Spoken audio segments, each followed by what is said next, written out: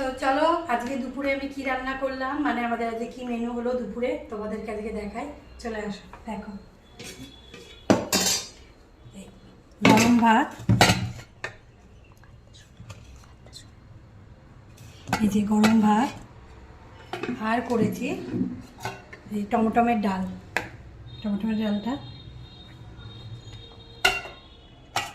আলু পটলের তরকারি, এই যে মাখা মাখা করে এটা আলু পটলের তরকারি, আর আছে মাছের কালিয়া, এই যে 3টে মাছ ছিল সেই মাছের কালিয়া, আর একটা হচ্ছে চিংড়ি মাছের একটা রেসিপি করেছি, মানে সবাই জানো এই রেসিপিটা, তাও বললাম। একটা হচ্ছে এই যে চিংড়ি মাছের ভাতে করেছি, এই দেখো।